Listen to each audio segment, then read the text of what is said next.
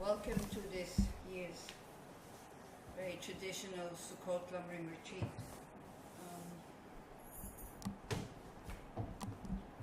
Maybe I have to put it up a bit, I'm not sure.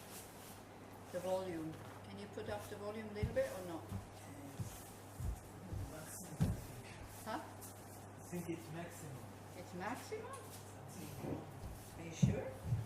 The other speaker doesn't work for some reason.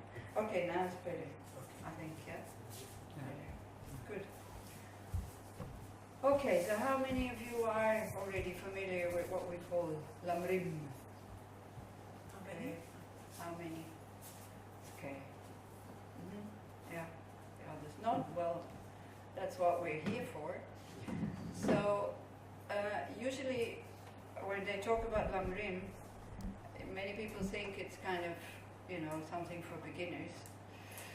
Not really, because what it is a text that shows you a graduated way in order to attain full awakening. And then that's why it's called a path, because it's structured and one makes steps. Now, Shakyamuni Buddha, he gave 84,000 teachings, which is a lot, which in just 4 full days, we will not be able to,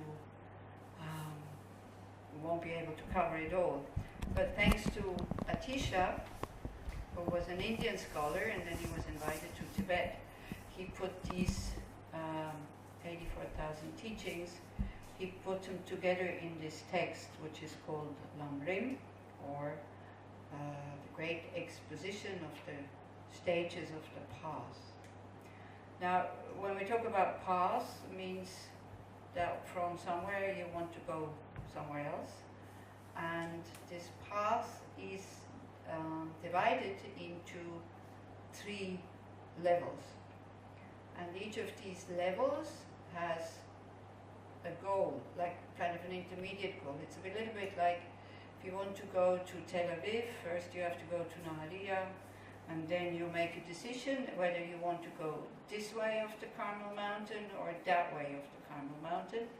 And then again you have like intermediate state, like intermediate stages in order to go there. So there's many paths and many ways that lead to Tel Aviv, and so there's also many ways that lead to full awakening. So this is one of them. And I was hoping that for those also who have no idea what this is all about, that in these 4 days you will at least have some knowledge what one likes to attain, and that there is this structure. So that whenever then you hear teachings in the future, if really you are interested and you want to continue with this, then you will know where to put them. So it's actually quite practical. The Lam Rim can be for beginners, of course, because then you see the path from A to Z. Again, one could teach a few years on this text, like the text itself comes from Lama Tsongkhapa, and then there's different volumes of different lengths of text. There's a very short one that we will have that we will recite every morning, or maybe also tonight as kind of an auspiciousness. Then there's a middling Lam Rim, and then there's the great Lam Rim, which is translated into English. It's 2 volumes like this and 1 like that. So it's quite extensive. It's okay. It's a big task. It's working with our mind from totally out of control most of the time, or sometimes, maybe not always, maybe sometimes we are able to work with our negative emotions like attachment, anger, and these kind of things in a skillful way. But most of the time, something has already happened, like we already said something, or we already reacted before we noticed that, oh, actually that's not exactly what I wanted to do or how I wanted to behave. So I think this is the first step before you practice, before you go on a spiritual path, that you need to see that there should be a wish wanting to transform something. So this is really up to you, if that wish is there. If the wish is not there, then these 4 days will become very boring, because these instructions are instructions how to transform the mind. So then if you constantly go, yeah, but that's not what I want, then maybe you're in the wrong place. Okay. So there are certain attitudes that one starts to develop before one embarks on this path, which the first one is that we see ourselves as a patient. The attitude of having a mind that recognizes I am sick. So what are our sicknesses? One thing is wrong views, that we don't see reality as it is. Each of us has his or her own very personal reality. We think everybody else sees it like this. This is why very often we have conflict with others, because we want to give them our opinion or our view, and they want to give us theirs, and nobody is ready to listen, and nobody is ready to let go. So if we could see that, it depends from which side we're looking, that things look different, and then we can accept that there's no such thing as right and wrong, like absolutely right and absolutely wrong, or absolutely good or absolutely bad. It's just these views are different. And very often we don't, because then we think my view is better than other people's view, so therefore I have to prove to the other person that my opinion or my view is much better. Do you recognize something? So that's one of the biggest sicknesses, and we'll talk quite a lot about this, about the wrong view of thinking that whatever exists out there exists totally separate from my mind, not being that my mind has no influence on how I see things, that the things, that's the way I see them, that is the way that they exist. So this is what is being refuted by the Buddha, and especially what he refutes is that there is no, and if you don't understand it immediately now, don't worry, takes a long time to understand, that there is no real me or real self that exists separate from the body and the mind. It feels like this. We all have this feeling of a third entity, more than just the body and the mind. Then we try to look for this I, we can't find it. So this is the basis why, although we have a very, very strong yearning for lasting happiness and well-being, none of us has it. Because the society, the way it looks right now, looks like this because of that yearning. If we would be content with what we have, we wouldn't need to make things better and better and better and better, and more comfortable and more convenient, or faster or slower or whatever. We wouldn't need to change these things outside all the time, but because we have a human mind who can figure things out, who can think about things, the world, let's say the last 500 years, has changed tremendously. If you look at the animal world, you know, a cat still runs after a mouse, I think the same way they ran after mice 500 years ago. A dog still eats his bone the way he ate his bone 500 years ago, whereas we don't eat anymore the way that people ate 500 years ago. We don't live anymore the way that people lived 500 years ago. We don't even talk the way anymore, a lot of it has changed. Why? Because this deep wish for lasting happiness is there, and then one thinks that if I make the environment better, more comfortable and all this, then we will be happy. Do you think we are happier than people 500 years ago? And why do we have, where is this development leading us? Cars, telephones. No, we don't even have to go 500 years. I remember when I was a child, we had sometimes, science fiction where people could telephone and see the person at the same time, but it was total science fiction. Now everybody can do that. You're in Mexico and you go on this, if you have an iPhone or whatever, I don't know what it's called, somebody was saying that this is something that is in the iPhone, you have the screen, you see the person and you can talk to them.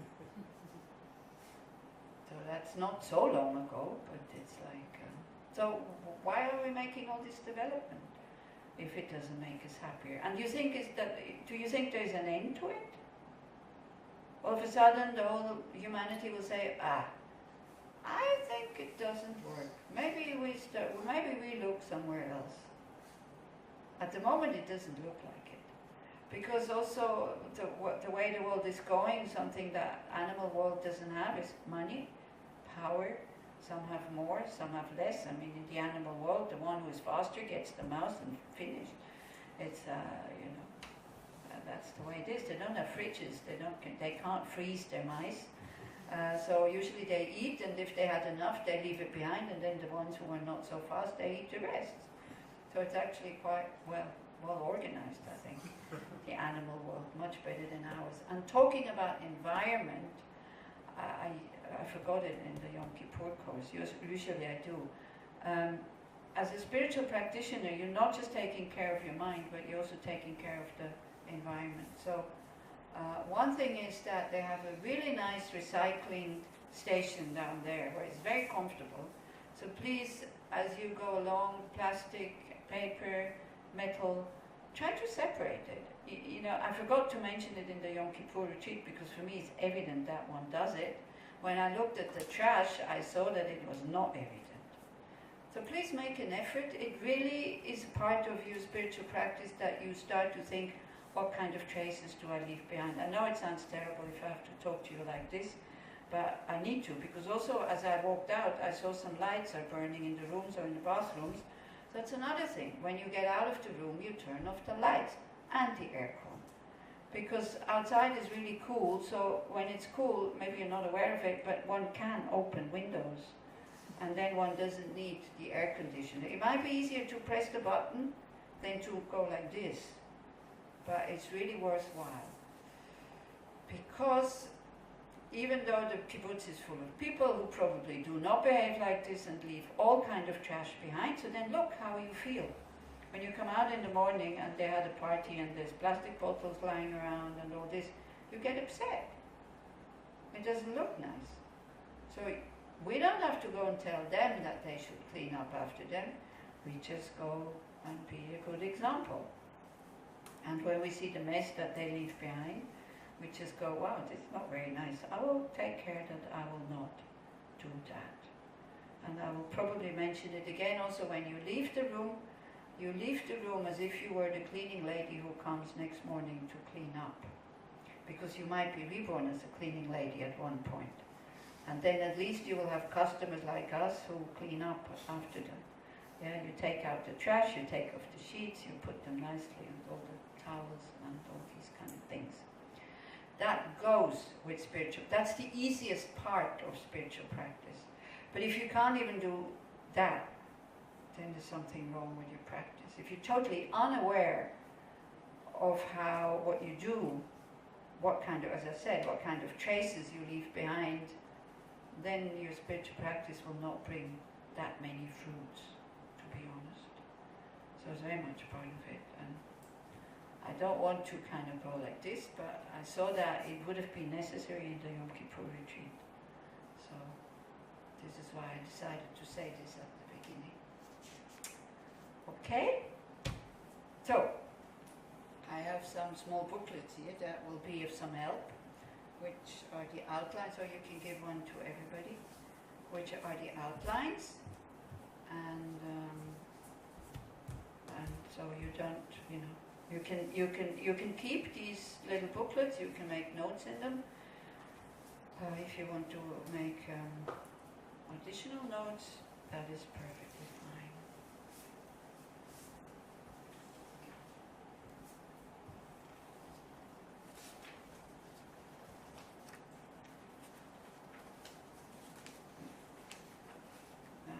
not the same as last year, Kitty. I did make some betterment. I see we left the one from last I year. didn't read it. Huh? I didn't Yeah, read yeah. it. It just looks the same, but it has some more features in it. Because I thought, when I looked at it, I thought, oh, some things are missing which are important. What did I keep?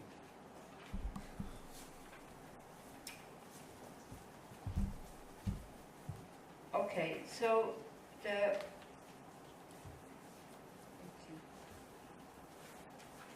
the attitude. So again, the group is fairly small, which is nice. So if you have questions or if there's anything you don't understand, then just ask. Okay? If I talk too fast, which I have a tendency to do so, then also please just say, sorry, you're talking too fast. Can you please slow down? If there's a problem with Hebrew and English, then again you can ask and then somebody can translate into Hebrew. So, but in general, so when you start, as I said, it would be a very good motivation if you could see that there's something not quite right with us, which is the mind, that I guess we all have certain standards of, yeah, we would like to be happy, I guess. Or what? Yes? Yes. You would like to be well. You would like to be loving. Not so sure.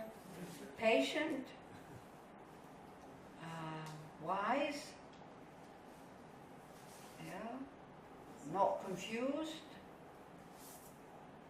Not angry. Not attached. Not greedy. Not jealous. Not full of doubts. All of these things. So that's the wish. I think everybody has that wish. Even people who are out there grilling meat and drinking beer, they do this because they think it will make them happy. So we leave them. It's their business. Also, the Yom Kippur course, we were totally alone, so it was very, very quiet. It's very nice. This course, unfortunately. Also, the kibbutz needs to make money. If they would only have us, they could close pretty soon. So they need times when there's lots of customers and all the rooms are taken, so we rejoice for the kibbutz. And when you see people or hear people making a lot of sound, and you hear that they're having a good time, you think, well, at least they're not fighting. So why should I be disturbed? Why should it upset me? They are having a really good time. When people are happy in general, they're not aggressive, they're quite nice to each other, and then you rejoice and that's it. And you think, all this sound, this noise has nothing to do with me. I'm here to work with my mind, so it's a good occasion to see how sick I am, even getting disturbed and upset by people who are having a good time. Yeah, so I want to kind of make people behave in a peaceful way so that they don't fight with each other, but my mind is going into an aggressive mood when I see people having a party. So then we start to see, oh, maybe something wrong with me. Of course, it would be nice if the Dharma friends had their own place where nobody else is admitted, and then there's all the quiet and all the space. There are some groups who have this. If you have a lot of money and you want to offer such a place, plus the person, or not just one, but usually it takes more than one person, plus the people who look after it, you are very welcome to donate such a thing. I'm sure they would accept it, just in case. In the meantime, we're very happy that there are places that we can have these courses, like people here are very generous, they give us this room. And so again, we are happy and we do with what we have. We're content with what we have. So that's also part of your spiritual practice. So if you recognize that there's something wrong, that you are sick, like we have a mind that if we could exchange it, if one could buy a better mind, we would buy it. But we can't, so then we need to go and find a method in order to transform that mind. Or if we talk in terms of sickness, we would have to go and see a doctor.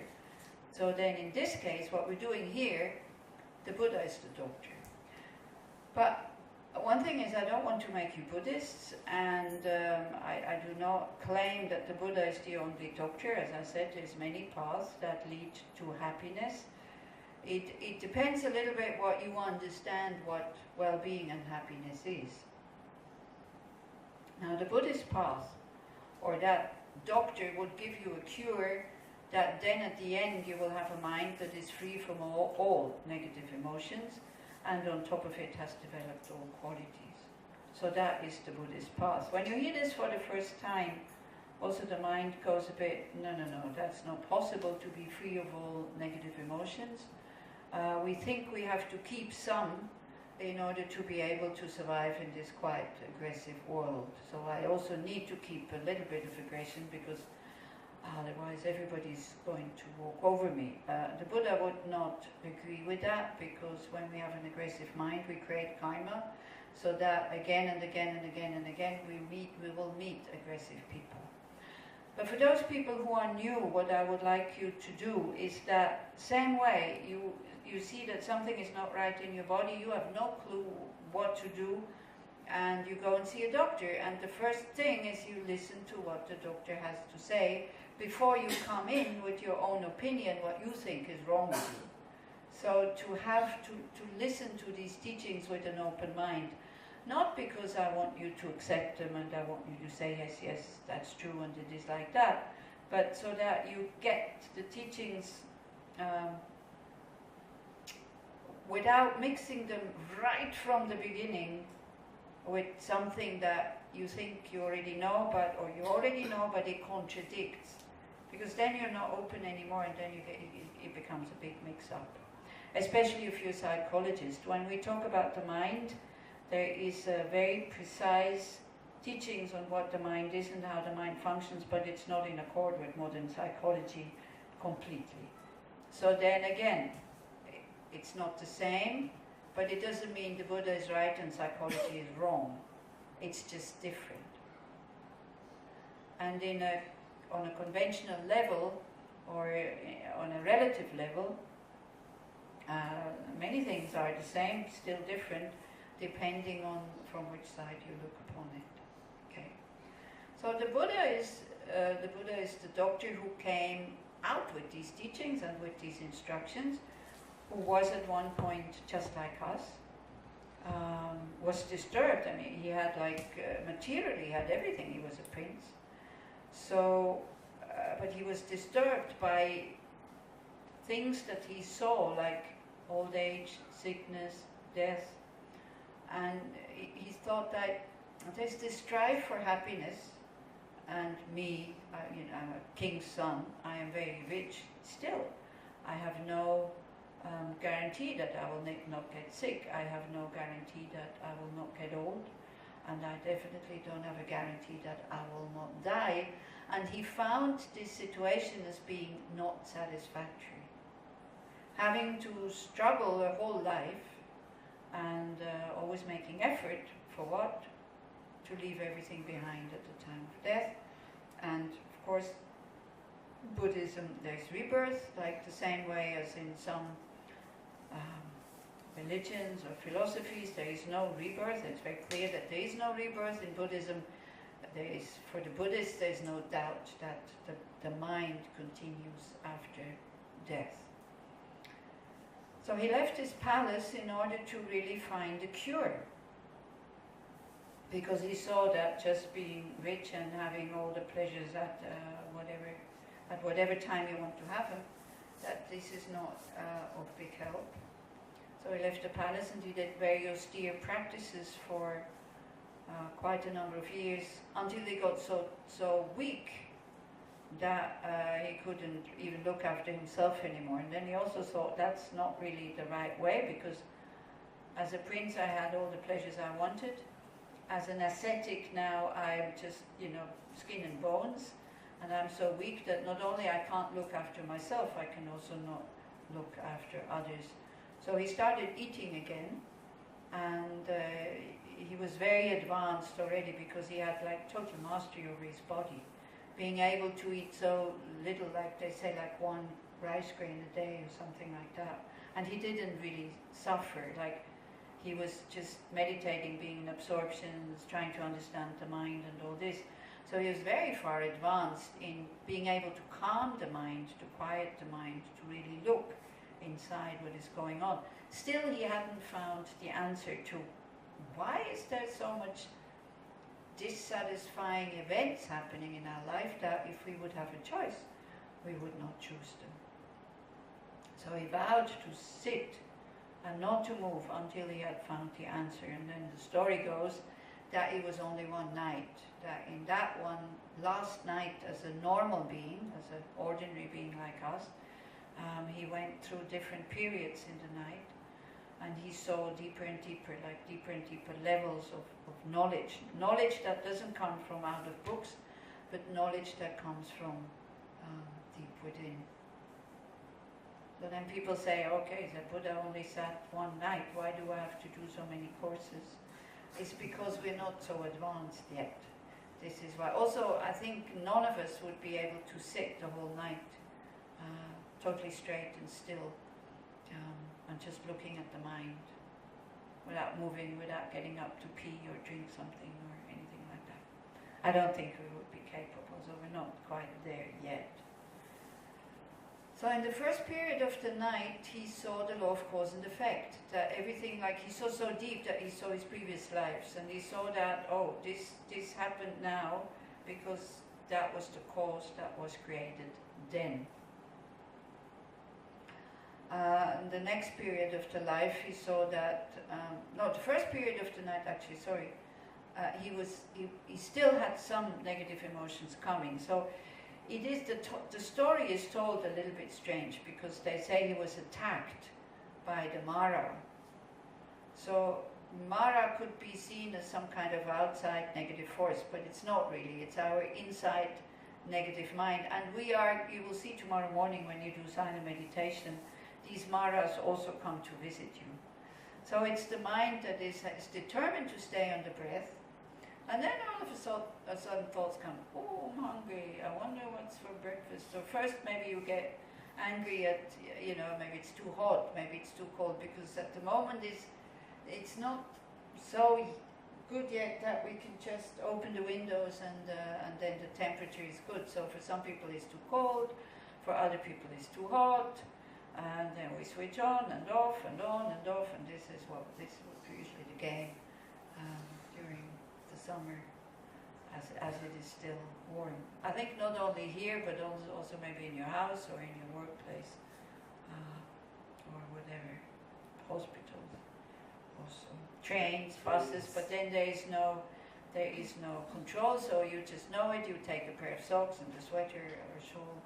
And it's totally ridiculous. I mean, outside is totally hot, and then that freezing cold, and you need to wear sweaters. I don't know. I mean, I don't understand the logic behind this, but this is the way it is. So he was attacked by these Maras, meaning first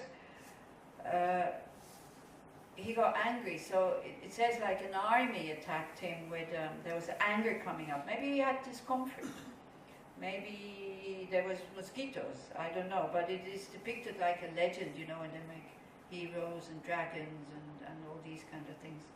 So an army came and tried to shake him in his meditative equipoise. So they shot arrows at him, and it is said because he was so calm and so quiet, although maybe aversion was there, but he did not react to it.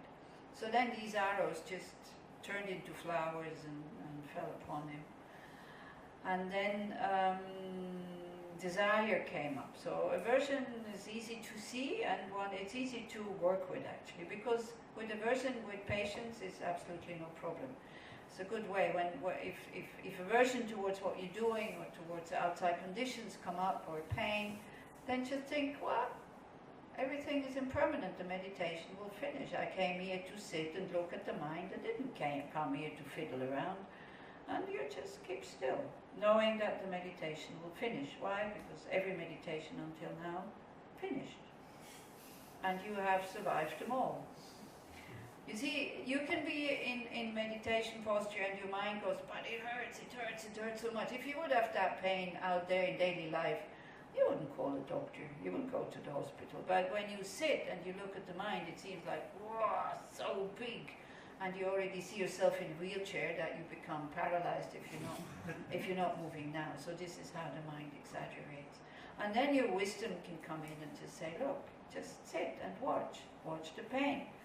Instead of having the breath, take the pain as an object. Observe it. Is it hot? Is it cold? Have some interest in what is going on in your body and study it instead of moving and fiddling all the time.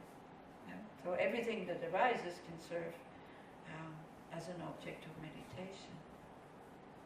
So then maybe you dealt with your aversion and then all of a sudden hunger comes up and then you think, oh, I wonder what's for breakfast.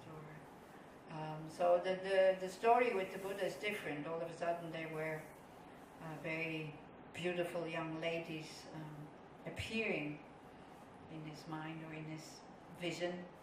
And instead of having desire for them, he thought, well, they're very beautiful now, but when 80 years later, and he started to imagine how they look, or he saw how they looked, and so he didn't react to it. Yeah. The same way, you can do the same thing if you have desire coming up. Usually, in meditation, there's not so much aversion or anger coming up unless somebody really makes a lot of noise and you have decided that now it should be quiet. See, you only get angry when you think it has to be quiet. If you know that wherever you are, there's no way that it will be quiet, you're not getting angry. It's only because you have decided that in order to meditate now it has to be quiet. This is why you get angry.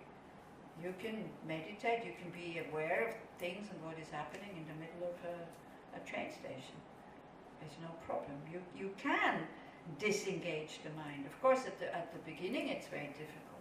But don't worry, these party goers at 6:30 in the morning, they're not up yet.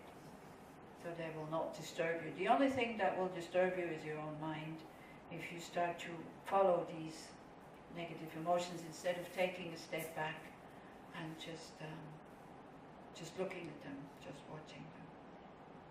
So when desire comes up, also calm the mind down and say, yeah, we will go and have breakfast and we will see what is there when we get there. Also the food in Yechiam is not that fantastically great, so you do not need to kind of fantasize, I wonder what's for lunch. It will be very simple, it's nourishing, because food is to nourish us, it is not really to create pleasure. If you want pleasure in food, then whenever you go home, you can do all the cooking or you can go to all the restaurants that you want. Here, then keep it nice and simple is really nice, because otherwise, I've been to retreat centers where the food was incredibly good, and the session before lunch, because it was also a Vipassana retreat, session for lunch is useless because you could smell the smells that came from the kitchen. And you started to visualize what it could be and all this, so totally waste of time. And then what? Then we eat it, and what does it turn into when we ate it? Into caca. So, what we put in here, whether it's incredibly delicious or whether it's just, for nourishment, both of it turns into caca. And the incredibly delicious food, it doesn't smell better than the ordinary caca, so it's okay. Yeah, so again, we don't need to make such a big deal out of it. Yeah. The food is clean. I've been coming here for many years. Nobody ever got diarrhea like from this other center who is in India and has this incredible food. We had many, many times that people got sick because it's in India and it wasn't so hygienic. So this you don't have to worry. And I think it's more important that the food is clean and nourishing than it's like big menus like that. So you can really concentrate on the mind by doing that. So I keep talking about mind and mind and mind. So this is what we're working with. So the Buddha is then, so he kept sitting. So the first he had these attacks of his negative emotions. He didn't react because he had made this vow not to get up. Then he started to see all his previous lives. He saw the law of cause and effect. He saw it really directly. This is as if you would, through technology, you would be able to see when they plant the seed and then they They just put the camera there, but then they make it go faster. So you would really see the seed is put in the earth, then it's only when moisture and warmth touches it, then it starts to grow, and then it grows into a bush and all that. So if you would film it for a few years, all of a sudden you would see, this tree makes the same fruits from where the seed came from.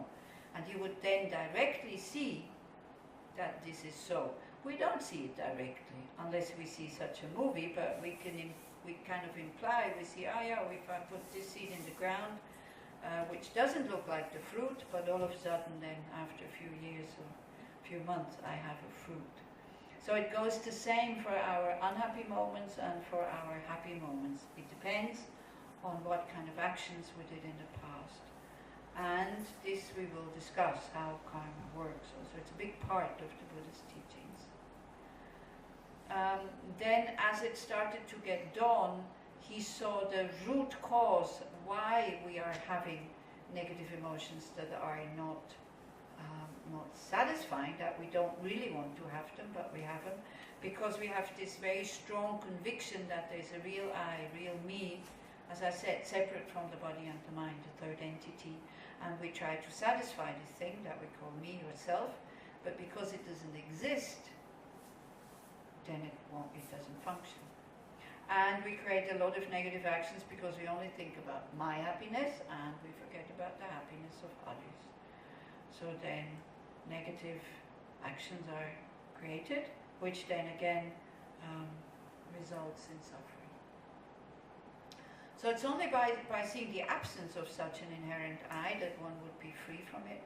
So that's what happened, and at that time then when it started to get light, he attained what is called full awakening.